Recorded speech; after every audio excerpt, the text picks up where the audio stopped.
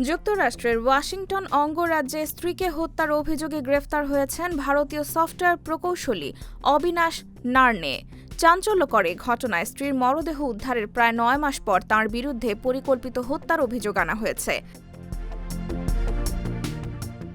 Police জানায় ২০২৫ সালের ২৭ October নার্নে phone করে দাবি করেন তাঁর স্ত্রী রাজিথা সাব্বিনেনি বাথরুমে আটকে আছেন। তবে তদন্তে উঠে আসে ভিন্ন চিত্র। ময়না তদন্তে নিশ্চিত হওয়া যায় শ্বাসরোধে অক্সিজেনের অভাবে তার মৃত্যু হয়েছে।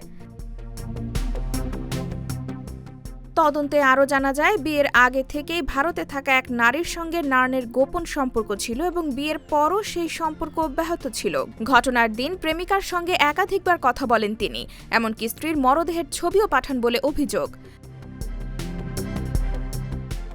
এছাড়া মৃত্যুর আগে রাজিথা স্বামীকে পাঠানো বার্তায় অভিযোগ করেছিলেন তাঁর দেওয়া স্মুদির স্বাদ ওষুধ ও কাশির সিরাপের মতো লাগছে।